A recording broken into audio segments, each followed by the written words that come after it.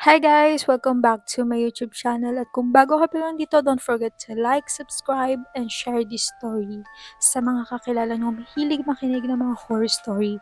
At bago natin simulan ng kwento ni Mika, kung may mga experiences din kayong katulad nito, send nyo lang yan sa FB group natin or di kaya dyan sa comment section. Okay, let's start. Nangyari ito noong 2012 sa bago pa lang naming bahay. May kwarto sa ibaba ng bahay na dating tinutulugan ng pinsan ko habang nakatira pa sila sa amin. Nang bumalik na sila sa abroad, naiwan itong bakante. Nung panahong iyon, college student na ako at madalas magpuyat dahil sa manual drafting.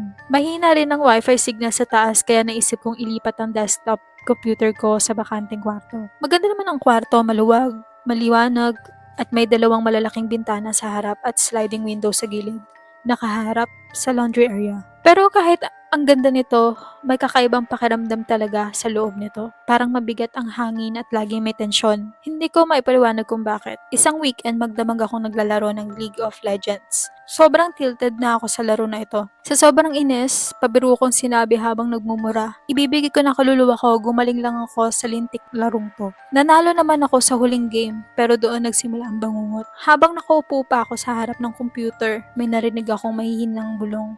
Habang nakaupo pa ako sa harap ng computer, may narinig akong mahihinang bulong. Akala ko galing lang sa speakers, kaya pinatay ko ang desktop. Pero imbis na mawala, mas lalo pang lumakas. Bigla kong naramdaman na parang may nakatayo sa tabi ko. Unti-unti itong yumuko hanggang halos nakadikit na ang mukha sa balikat ko. Bumubulong ito ng mga salitang hindi ko maintindihan. Parang Latin ng tunog. Doon na ako't nataranta. Tumakbo ako papunta sa kama at nagtago sa ilalim ng kumot. Umaasang mawawala iyon. Pero hindi. Naririnig ko pa rin ang pabulong nitong boses, parang nangungutya. Hanggang sa malinaw kong narinig ang sinabi nito. Hindi mo naman pala kaya. Hindi ko napigilan ang sarili ko, malakas ako nagdasal ng Apostles' Creed habang nanginginig at pinagpapawisan sa sobrang takot. Unti-unti ring nawala ang mga bulong hanggang sa hindi ko na malayang nakatulog ako. Akala ko tapos na, hindi pa pala. Sa panaginip ko, pakiramdam ko ay lumabas ako sa sarili kong katawan. Nakikita ko ang sarili kong natutulog sa kama habang may napakabigat at napakasamang presensya na nanggagaling sa banyo. Dahan-dahang bumukas ang pinto. Sa salamin may nakita akong muka. Mapula ang balat nito. May dalawang sungay. Nanilisik ang mga mata at may nakakatakot na ngiti habang nakatingin sa akin. Tawa ito ng tawa habang may sinasabi pero hindi ko maintindihan ang lengguwahe.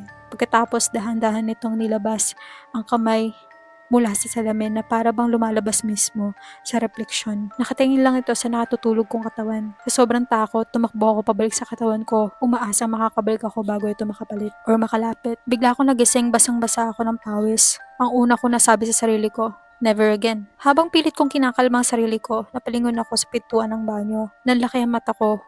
Bukas na bukas ito. Sigurado akong sinara ko iyon bago ako humiga. Mula noon, hindi na ako muling natulog sa kwartong yon. Kalaunan tinanong ko ang pinsan ko kung may napansin ba silang kakaiba roon nung sila pa ang gumagamit ng kwarto. Nagkatinginan lang sila. Sinabi nilang palagi rin silang binabangungot roon. Madalas pa raw silang umakyat at matulog sa bakanting kama sa taas dahil pakiramdam nila ay may napaka-delikadong presensya sa loob ng kwartong iyon. Pinayuhan pa nila akong huwag na huwag itong hahamunin. Mas lalo akong kinilabutan nang bumisita sila ulit sa amin kasama ang anak nila. Tuwing mapapatingin ng bata sa kwartong iyon, bigla na lang itong sisigaw at iiyak. Nang tanungin namin kung ano ang nakikita niya, iisa lang ang naging paglalarawan niya. Mapulang balat, dalawang sungay, at isang nakangising mukha na parang nangungutya. Eksaktong ganoon din ang nakita namin dalawa ng pinsan ko. Hindi ko alam kung ano talaga ang naroon sa kwartong iyon. Ang alam ko lang, hindi ko na gustong maranasan ulit ang gabing yun. At sa dami ng normal experiences ko, ito pa rin ang pinakaayaw kong balikan. Kung gusto nyo pa, marami pa akong ibang kwento. Yun lang. Nakakatakot! Yan, kasi nanghahamon pa. Buti hindi kinuha yung kaluluwa. Para lang sa laro talaga yun. Pero yung ang tawag doon, emosyon. Pero nakakatakot din, hindi lang siya ang nakaranas or nakakita doon, kundi yung pinsan niya. Pati yung bata. Last time may kunento ako sa inyo na pamangkin ko. Kasi di ba banda sa CR namin, may space yun sa gitna bago ka makapunta sa CR. So yung pamangkin ko, pag tinitignan niya yun, natatakot siya. Pero hindi naman niya sinasabi kung ano yung nakikita niya. Pero yun, ganun din yung nangyari sa anak ng pinsan niya. Nakakatakot. Tapos, bakit kaya hindi sinabi ng pinsan niya, Diba? Dapat sinabi niya para naging aware siya at di niya na nagamit yun. Pero kasi ano pang sense kung pinapakita mo sa multong yon na mas malakas siya kaysa sa'yo. Eh, multo lang naman siya, 'di ba? Binili niyo yung bahay na yun, bakit siya ang mamumuno dun? Eh, kayo yung nakabili nun, kayo yung may-ari. So, dapat pinapakita mo na ikaw yung ano dito, ikaw yung boss dito, ganon. Pero yun, nakakatakot. Mapulang balat, nakangisi, may sungay. Nakakatakot yung experience na ano, na humihiwalay yung kaluluwa tapos makikita mo yung sarili mo. Ay, ayoko maranasan yun talaga. Ayoko. Kasi dun pala sa sleep paralysis, naranasan ko na kasi yun. Ayun, ayoko yung pakiramdam na yun.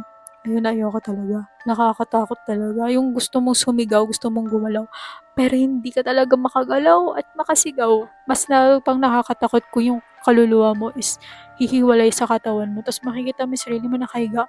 Tapos may makikita ka pang kakaibang nilalang sa CR na papalapit sa'yo. So scary. So, yun. Sobrang laro pa kasi, 'di ba? Kaka-cellphone mo talaga yan. So guys, kung may mga ganun din kayong stories, send nyo lang yan sa FB group natin. Ang ganda ng story ni Miguel at nakakatakot siya. So yun lang guys, I hope you like this video. See you when I see you guys. XOXO, bye bye!